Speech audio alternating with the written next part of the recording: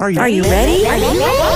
Let's go! Don't you sometimes just want to talk about everything? You know, there's days when you can just talk about anything. Need to sit back and chat about nothing at all? Nothing But Julie, coming at you with fun and creative topics and interviews. Did you hear Julie's podcast? She's got the greatest topics. Come join the chat about everything, anything, and nothing. So unwind and tune in to Nothing But Julie. Great topics and cool interviews with some pretty awesome people. And now, without further delay, here's Nothing But Julie.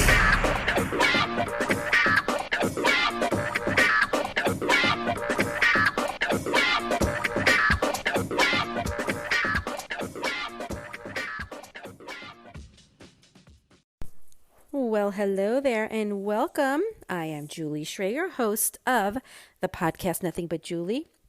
Thank you so much for joining me. Welcome to Hump Day, y'all. We made it. We made it to the last Wednesday and the last Hump Day of 2020. Thank God. How was your Christmas? I hope it was swell, and I hope that you all stayed safe and did your social distancing and wore your masks and all that other stuff, because now we've got that second form of COVID that has now apparently hit Colorado. So it's in the United States. So yippee for us. Things just get better and better. But tomorrow night, Thursday, December 31st, I'm hoping will be the end to, it will be an end to a horrible year, but I hope that it's the beginning of a better year for all of us, because we just need to get out of this year. So let's just hope and pray for that. So check this out. This is probably going to be something new. My WTF, what the frick, few moments at the beginning of my podcast of things that bother me. And it's on the subject of COVID. It's making me nuts how politics are interfering with Americans' health. It doesn't matter whether it's McConnell. It doesn't matter if it's Schumer.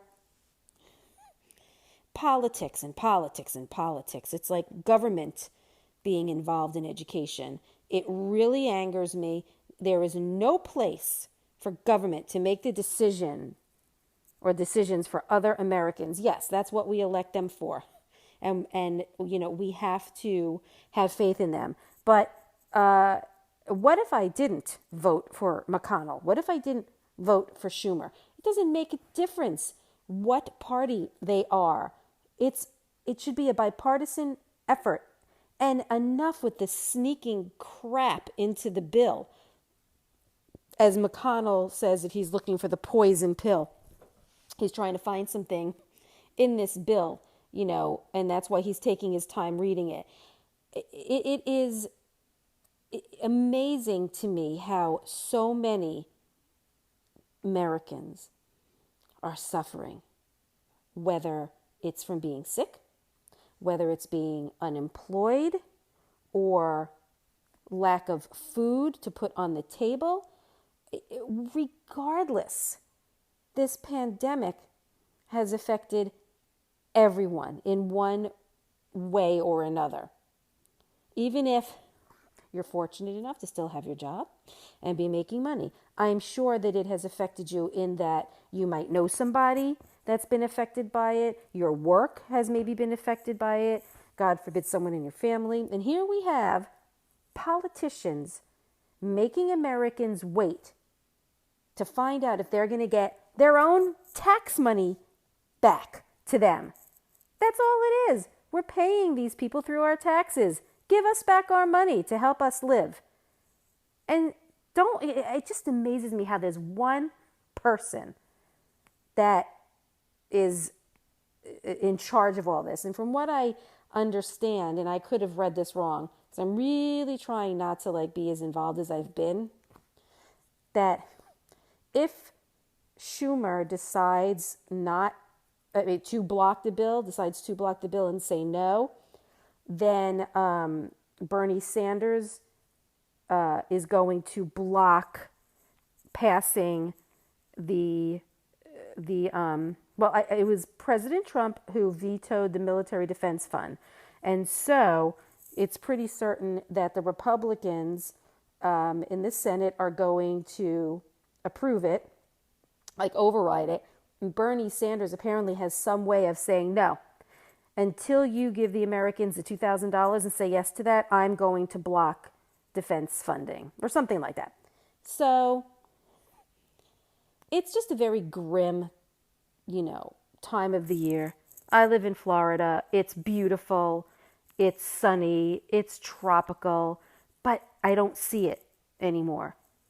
I see what it looked like when I lived in New York, depressing and sad this time of year and gray. And it's even more depressing because of the horrendous things that are going on in this world. So my what the frick is, really, politicians, you're making this about yourselves. You're making it about different pieces that are in a bill. Well, then have a separate bill that just has funding, COVID relief fund for the people. It is obnoxious. It is disgusting. There are no words except tons of adjectives that I can come up with to describe how I'm feeling. Enough is enough. Stop being assholes and do what's right. Period. Do what's right. And I'm sure that all of the people that believe that this whole thing was fraud, the election was fraud, are not going to turn away the $2,000. So you're all hypocrites. All right? You all talk about loving Trump and he's this and he's that. And you believe in not wearing masks and you believe in spreading this shit. But you're more than happy to receive the funding given to you from the Senate. Amazes me, really does. Hypocritical. Moving on from that. Have you ever been in a bad relationship? Whether with a friend or with a man or with a woman? I've been. So that's what I wanted to talk about today. Bad relationships. I wonder how many people I might have encountered in my life have had bad relationships. And I'm also talking about those who might have had bad relationships with parents, relationships with boyfriends, girlfriends, wives, abuse. It is the hidden secret. And what is startling that many people just don't recognize or want to recognize or believe is that there are many men who have been abused by their own fathers as boys, by family members, by church affiliates, and many of them have kept it buried deep, deep, deep down inside and never talk about it. It's kind of like a stigma, like depression or talking about something that people just don't understand or people just don't feel comfortable understanding because men are supposed to be, these big, brawly, protective types. I know somebody who grew up in a very verbally abusive home because his father was verbally abused and his father was verbally abused. So, it went on and on and on. It just kept going. And this man, at a very young age, saw exactly what his father was like because he had to live with it every day. And then he saw how his grandfather was and started seeing changes in his mother, started seeing how there was a time when she became defensive and held her own to where she then became submissive to him and then actually started acting like him, becoming abusive, agreeing with everything, almost as though she had been brainwashed. Well, this man, as a child, decided at a very young age that he was not going to be like either of them and that he was going to be the one to break the cycle. And he did.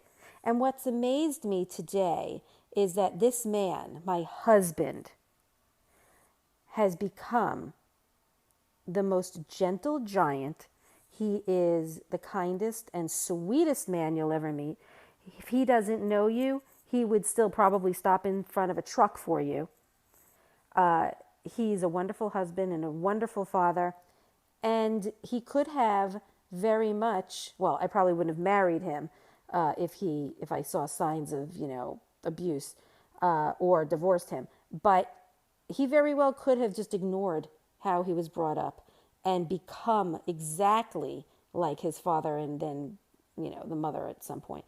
But he changed it and he stopped the cycle. Now, he's got a sister who I know is just as bad as the father. And I can only hope that the children that she raised have turned out to be okay and have stopped the cycle on their end. Because once you stop the cycle, of bad shit, it's done on that end. Unless, you have some children that, turn out to act certain ways and perhaps you can, get them therapy or help or whatever, but at least you have tried to put an end to it. And that was not a bad relationship. It was a bad relationship for me. It was a bad relationship that my husband had with his parents. He has not spoken to them in quite a few years because they became verbally abusive with our son. And after that first time that they acted out on him, that was it. My husband said, "You're done." He ended their relationship and never looked back. See, I think that he kind of had the attitude of, I can handle this. He still wanted to have a relationship. He still wanted his parents to have a relationship with his son. He kept, trying and holding on, maybe in the hopes that they might change a little bit. Didn't work. And once they reached our son, it was over. He was done with them. And they never seemed to care either way. They never reached out. And his mother has passed away recently, and he was sad. But the funny thing is that he didn't have any regrets. That's not a funny thing. I think that it's actually quite normal that he just was like, all right, I'm sad that my mother is gone, but I'm not regretting what transpired. There's only so much you can do. I tried often, many, many times to establish a relationship with them, and it never worked. I was always the bad guy. Even if we had a wonderful time, they would say, Julie doesn't like us. It was a very toxic relationship. And so I stopped even trying and told my husband, I'm done. I can't live like this. Never gave him an ultimatum, just said, you and my son can have a relationship with them, but I'm done. But shortly thereafter, and very, very shortly thereafter, is when his parents pulled shit on my son and it was over. So has anything like that ever happened to you with maybe family members, boyfriends, girlfriends? Do you know the signs of an unhealthy relationship? I used to, when I went to college, I took a few courses in psychology, and it was something that I felt that I was going to be really good at. And I came to the realization that it was going to be very difficult for me to be absorbed with so many others' issues that it would have been very hard for someone who is an empath like me to deal with it. And you would think that people who are empaths would actually be very good therapists. But for me, I would have taken it home and let it get the best of me instead of kind of leaving it at the door.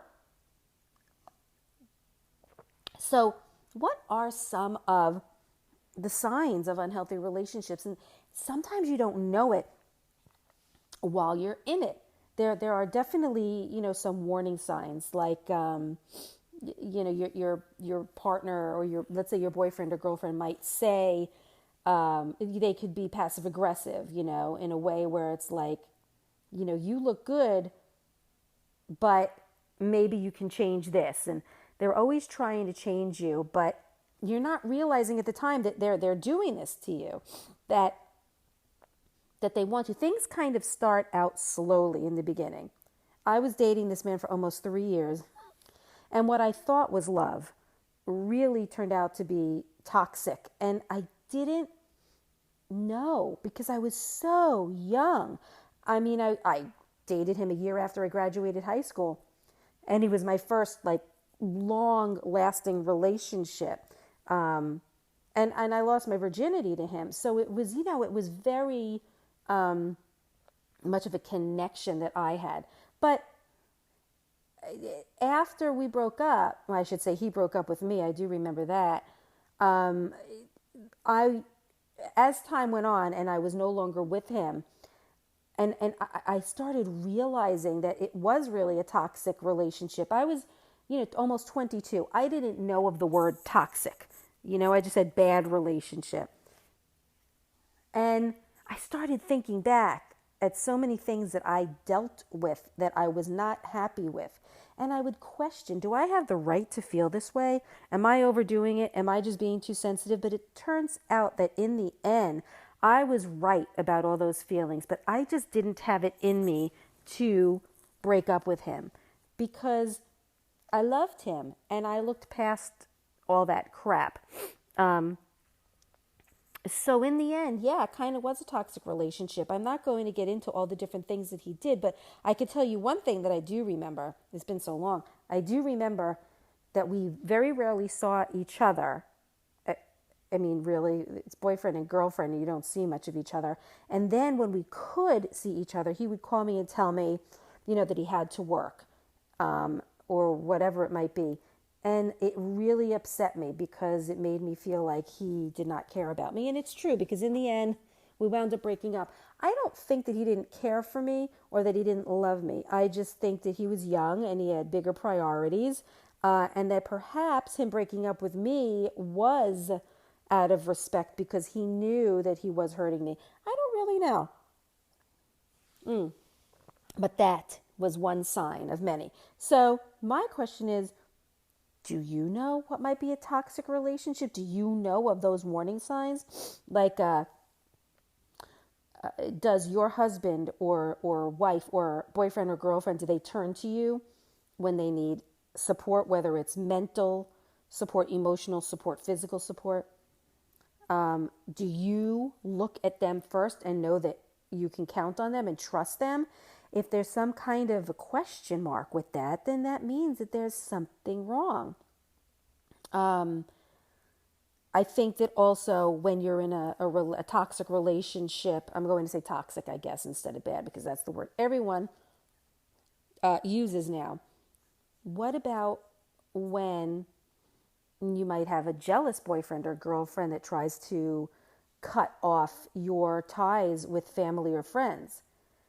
Some of these things, again, you just don't realize are bad things when you're in it. Sometimes you need someone from the outside to say something, So other warning signs is your partner being respectful of what it is that you want or don't want. Or if you say you don't want to do something, do they get angry or do they respect it? I don't think there's anything wrong with, maybe having like a discussion about why you don't want to do it. But if they disrespect you and they, over you saying no, then that's something that you have to question. What about negatively influencing one another? Like being an enabler. Like if you know that your boyfriend loves to drink, but it's really toxic, then maybe if you're living in an apartment, you shouldn't be offering him a drink or you shouldn't have alcohol available. There are times when you are the one who could be at fault for creating a bad relationship because you could be an enabler without realizing it. There are many women, many men who do have, let's say, for example, you're an alcoholic. You might have your husband or your wife not realizing that they are enabling you by knowing you're drinking, knowing that you are now drunk, but just ignoring it and just pretending like it's not happening. And that is actually enabling, not trying to get help, not getting rid of the alcohol or liquor or whatever it might be. And I'm not saying that it's your fault. I'm just saying that sometimes you just don't realize that you're not helping. What about security? Do you have a sense of security with your relationships? I mean, have you broken up, gotten back together, broken up, gotten back together? That's not security. I think that when things like that happens, that's a sign that it could be a toxic relationship. And what about if someone that you love is putting you in a position to do things that might be illegal? Or being able to get under your skin to the point where you don't want to do something, but you're being pushed into it, like someone having a company and that company doesn't have insurance, and asking them or your partner asking you to write some bogus insurance policy or letter that you're covered. That's very toxic. To ask someone to do something illegal like that, that is a sign, a warning sign of a bad relationship. But what else constitutes a bad relationship? I mean, we all kind of say, oh, duh, I know what it is. But what is it that can maybe make you realize that you are the one who's an enabler? How can you figure that out? How can you learn to understand, okay, I'm the one that is not helping here. I'm going to tell you, there's a website called Healthline that explains that the term enabler generally describes someone whose behavior allows a loved one to continue self-destructive patterns of behavior. There it is. And it could be something so small to something extreme. So how do you know if you're an enabler? Well, are you doing things to help someone that has a problem, or are you not doing something? Are you noticing the signs of that particular person? So how can you support someone and not enable them? It's a very interesting topic because you just all of a sudden start thinking, oh my God, I do this and I do that.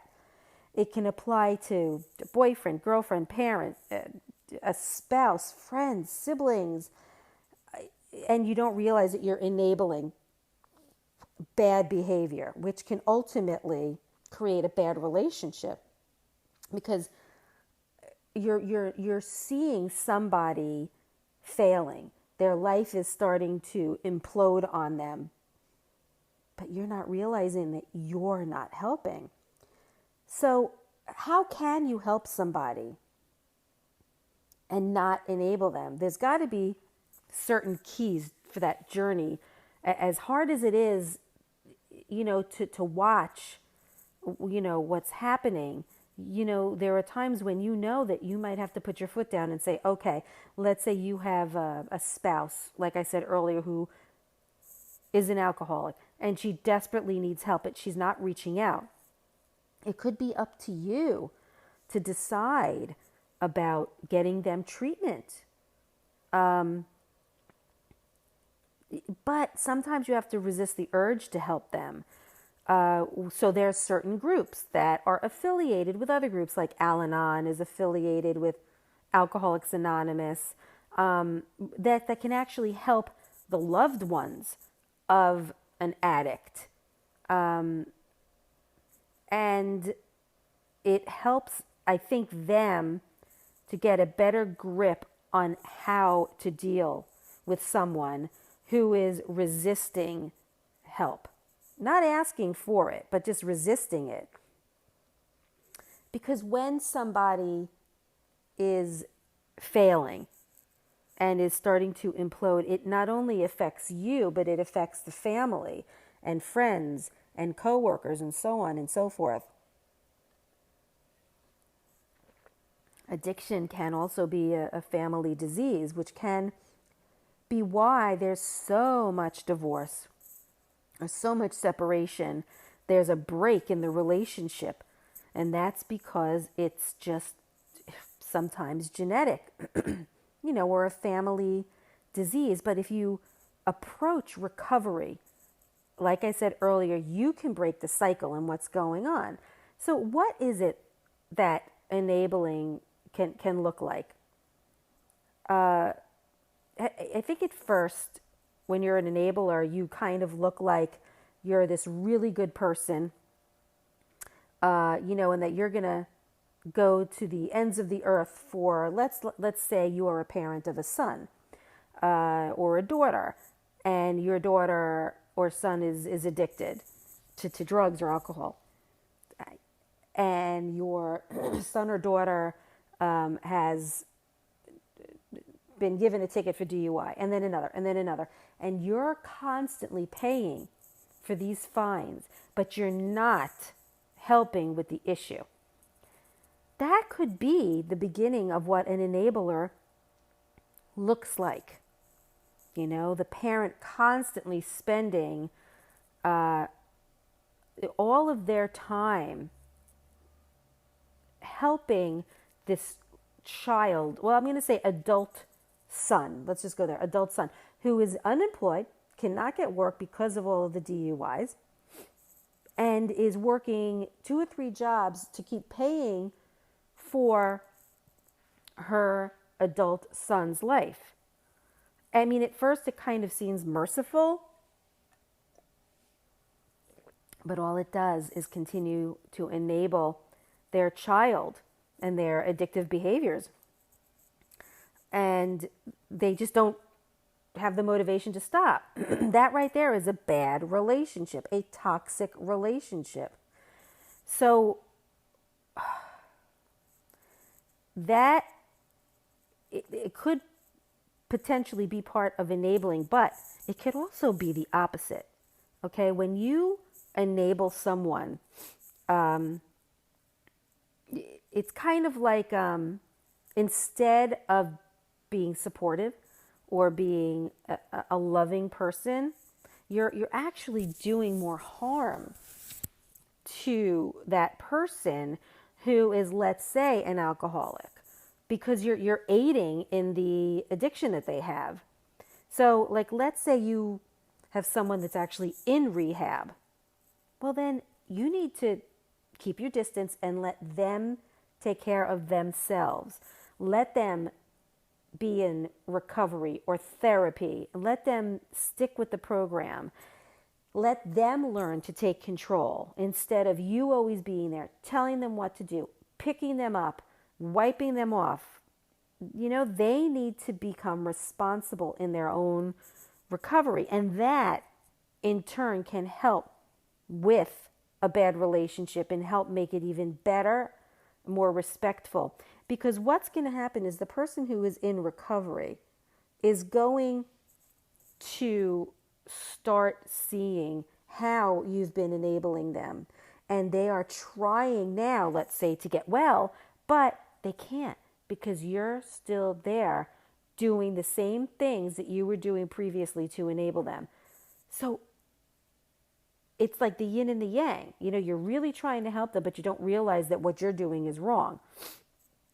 So if you are, a mother or a father, and you're constantly on them and asking them, where they are, or giving them reminders and still trying to be in control, all that does is it decreases their own sense of self-respect, self-worth, self-reassurance, self-confidence. It's kind of like having a child all over again and having to let go of those reins a little bit more. Loosening the reins is not easy for parents, especially the parents of a child that's addicted, but you have to let them learn and be on their own to see that they can actually do it without you. Yes, they can know in the back of their mind you're there, that you'll always be there, but that you're the very last person to turn to. They have to still do it on their own. They need to learn to, have a purpose in life. And this also goes, for, like I was saying earlier, verbal abuse, mental abuse, physical abuse. Anything that has to do with bad behavior that needs to be rectified, where therapy needs to come into play. Ultimately, it is the victim or the person who is addicted to become responsible for themselves and make necessary changes. I also think that because of there being so many online groups out there, there are groups that help enablers so they can recognize what they're doing and that they're actually being manipulated as well, and that they don't realize that they're being manipulated. So that's why it's very difficult when you are in some kind of a relationship. You've got the person who is, let's say, being the abuser. They know what they're doing, but they're also being like sociopathic in a way where they're not recognizing, or narcissistic, narcissistic, to where they are doing things or saying things to you under the guise of abuse without realizing themselves that they are being narcissistic. But then you have people that are enablers who don't realize what they're doing either. So there are two people in this relationship that might very well need help. Now, if you are the person in the relationship that is not the abuser or the addictor, and you really truly are not an enabler, then you still might need therapy because of the relationship. But if you are enabling and you can actually realize that you are the enabler, then you should definitely get therapy or join a group like Al-Anon for alcoholics. And there's so many groups for other things too.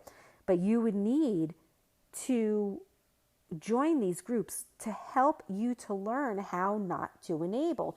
Because once you recognize, like I said before, that you're being manipulated, then you might start realizing what the other person might realize when they're in therapy, that you're going to become resentful because of things that are now coming out, that you're starting to realize, like how you've been manipulated but never really realized it before, or that you're a martyr and you've never realized it before, and these groups are making you realize it, and now you're getting it, so you can either get yourself out or work on it with your partner. So the question is, is that something that's going to be good for you? Sometimes when there are, let's say, women who are being physically abused by their partners, it is very, very hard to just leave, get up and leave, especially when there's a child involved. But there are homes and there are places for women to go to find support. The hardest part, though, is the getting up and leaving, even when you know that it's toxic. But once you do, and you can set yourself apart from that toxic relationship, that is the biggest first step. The biggest first step. So there are like worksheets that you can get online, or quizzes you can take that will let you know if you're an enabler. So I'm going to read some of these questions to you, and this is from northpointrecovery.com, and it's very interesting. I'm only going to read a few. So here's one question. Are you acting out of fear? Now, again, this is coming directly from northpointrecovery.com, and they say, face it, when a person is lost to active addiction, they're capable of doing anything. Are you making choices because you're afraid that A, they will leave or break off contact. B, you and your family will suffer embarrassment. C, they'll lose their job. D, they might end up in jail. E, it will only start another argument if you deny them. What am I on? F, they will become violent. Or G, they might die. And then here's another question. Are you blaming other people or situations for the substance abuser's behaviors? Rather than believe the unthinkable, this is wrong. Rather than believe the unthinkable, you or some other person or thing has somehow caused your loved one's addiction because you want to blame A, their drinking and drug buddies, B, other family members, C, their job, or D, the stress of everyday life. And none of these people or things is to blame for your loved one's drinking or drug abuse any more than you are. You have to understand that your loved one has to accept responsibility and the consequences of their actions. So that's just 2 questions I found from this website. But you might not realize it. And it might be a hard pill to swallow. But if you come to the realization that you haven't been helping this particular person in this particular situation, then there's still room. You have to seek help for yourself. You have to find advice on how you can stop being an enabler. Once you learn how to stop being an enabler, you are now starting to help the person that is in this bad relationship with you, or the person that might be causing abuse in the relationship. So there have been a lot of people in my life that I know have had bad toxic relationships, that were unwilling to take my advice, but I wouldn't even call it advice. I was just kind of more like listening to them and would state how I felt. But no matter what I would say, people just don't want to believe it. And they stay in that bad relationship. And why? Why do they stay in bad relationships? Because they think that they're not a good enough person. I think that when people are in a relationship, it's kind of like, oh, look, I am okay. I have someone in my life. But the thing of it is that you're never really looking into what is not okay about you. That relationship I was talking about earlier, again, I was just a kid. I didn't realize at the time, the time that the things were going on, that they were not how I should be treated.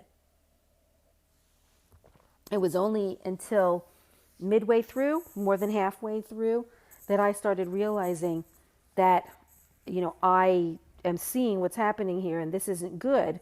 And until we broke up, it really came full force at all the things that I was dealing with, and could not believe that I didn't recognize those signs. But I think that when you're in a relationship, you feel so good that, oh, I'm loved, or I have this person in my relationship, and oh, this is wonderful. But you don't realize that that person could be toxic.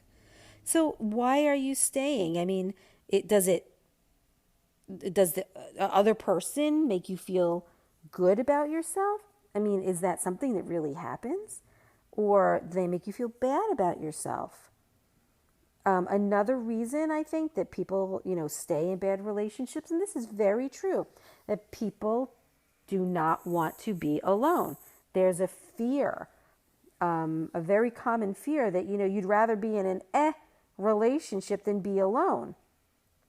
Because there's a fear of being alone. There's a fear of, never having someone in your life, and, what's life going to be like when I'm by myself? And you're not realizing that actually being alone helps you to fill your own needs, your own emotional and physical, mental needs. It's kind of like a prerequisite for you, because then you know what you want, you know what you don't want, you know what to look out for. especially if you've had a bad relationship and you've recognized it and you've learned from your mistakes and now you know what you need to be looking for. Not the same thing. I get it. I do. What about, well, this is a good one, that when you are having you're in a bad relationship, does that mean that I have time to grow? I can make this better. I'm a fixer-upper. You know, you feel that like if you suffer, you're going, that it'll eventually get better and you'll grow together and learn together. I know one person who was a fixer-upper for a very, very long period of time. And this person would be in relationships that were with unstable people. And guess what happened? She wound up breaking up with them. Yes, she. Because she realized that it was toxic, but she never learned. And then she went on and did the same thing for the next person, thinking I can fix them. Because I don't believe that she realized that this was an issue, that she was like this. And she sought therapy. And it was very pronounced by the therapist, you're a fixer-upper, and you wind up suffering emotionally because you're trying to fix these people, and you can't. They have to fix themselves. And it was almost like an enlightenment. She almost felt like everything was put back together in her brain, you know, like she was walking around with these puzzle pieces and now she was able to put them together and it all made sense. Lots of people are like this. I can help. I can do this. I can do that. And when I was dating my husband, I was fearful that something could potentially happen with his parents. I did not come from a family that was mentally abusive. And it was very clear. You could see it right away. But because my husband was in the midst of it, he got so used to it. But he still knew what was going on. He still knew when his father was acting like a jerk. And there was this fear that, oh no, is my boyfriend going to be this way if I marry him? Is he going to treat my son this way? But here's the thing. I gave myself enough time with this man, my husband, to see that he had not one bad bone in his body. But there were times when I would deliberately start a fight just to see if he would break at some point, you know, get so angry at me that he might want to act out, or gave him certain scenarios and opportunities like his dad would give to him where he would lash out, and he never did. And I explained to him that I was doing it because I needed to see how he might react in a certain situation. And I realized if I do this, I'm going to push him away. I can't do this. I have to see him for himself. And he's always just been this wonderful, amazing man. So I think that once you recognize that you cannot fix people, then you will recognize the people that are best for you. You will start seeing the warning signs and the red flags on your first date, your second date, your third date. You'll start seeing things that you had overlooked in the past and run from it because you know that ultimately it's going to affect your relationship. Let's see, what else? Well, I also think that there's a lot to say about self-sabotage. If you don't really know what that is, it's basically self-explanatory. I think that, well, first of all, self-sabotage, it happens when you're doing the opposite of what brings you happiness. There are people that this happens to. And it happened to me. You wind up doing things you don't want to do. You know, there's certain things that make you happy, but you're doing the opposite because you maybe want to appease him or appease her. You could be in a relationship, a miserable relationship, and not have a life of joy or happiness, because that's the trap. That's self-sabotage. So you wind up staying. And then what do? You contribute to the issue, even though you are aware of it and even though it hurts. But it's, what's the word I'm looking for? Familiar. It's a familiar feeling because it's become, believe it or not, comfortable. And that's become a way of life for many, many people. Again, these are things that you might not realize that you are actually doing. You just don't realize it because sometimes you just get so used to it. And sometimes you do know what's happening. But then you have the other things I discussed, fear of being alone. And so that's why you stay. But there's also a fear of getting hurt physically. You know, if you're in a relationship with a bad relationship with someone that acts out, you don't only have fear of the person, but you have fear of ending the relationship because you're afraid that they're going to act out. Look, everyone, but before you make a life-altering decision, what you need to understand is depression, anxiety, and stress stems from bad relationships, on top of just life itself. And you have to do something if you want to lead a happy life. I mean, even the healthiest individual, has stress, has, emotional distress when they're in a non-fulfilling relationship. And they're just waiting for that magic pill. They're waiting for something to change when it never does. And sometimes, in some relationships, it is better to try and get help versus just getting rid of the entire relationship.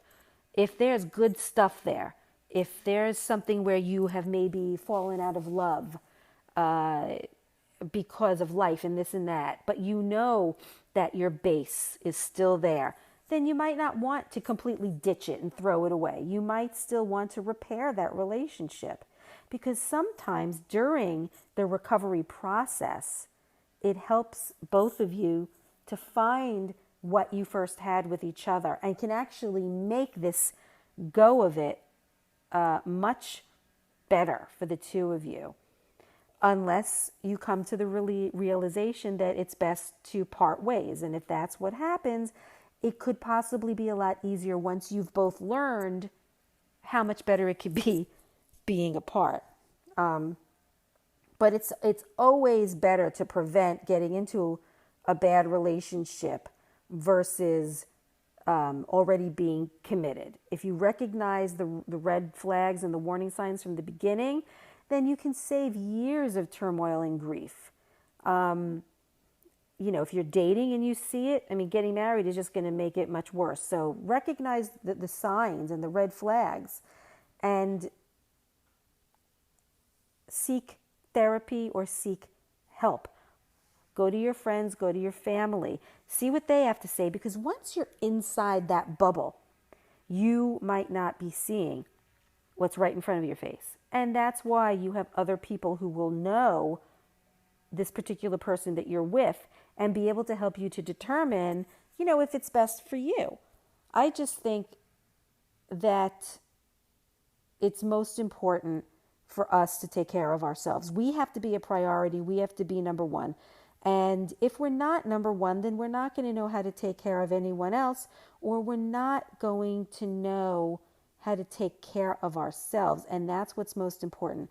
And the thing of it is, it's not easy. It's not easy to just recognize the signs when you don't realize that those are signs. Sometimes, though, you do have those gut feelings. And they're strong. And when you get that feeling, assess it, reassess it, analyze it, write it down, question. And then you might start seeing a pattern. Every time something is done that might upset you, you might continue to have a pattern. And then you can look at that and be like, you know what? I'm seeing something here that's just continuous. And these are the things that are upsetting me. And you can very well speak about it with your partner. See if your partner's even aware that he or she is doing it. And try and work it out. And if you can't, then it might be time to say sayonara. You just have to do what's best for yourself, because you don't realize, but once you blink, half of your life is gone. Try to make it the best life that you can, right? We're all suffering right now in one way or another, like I said earlier. So try and make your life as best as you can. Thanks, guys, so much for listening. If you would like to contact me or take a look at my social media, Twitter, Facebook, Instagram is Nothing But Julie. And also you can subscribe or like my podcast. I am on all different platforms. Just look me up. And also check out my blog, which is wordpress.com/ WordPress.com. I don't even remember. Nothing But Julie WordPress. So you could just put in Nothing But Julie blog, because obviously I'm losing my mind and I can't remember my website. So, hey, Happy New Year to all of you. Have a happy, a safe New Year's Eve and a wonderful New Year. Don't forget, we're all in this together.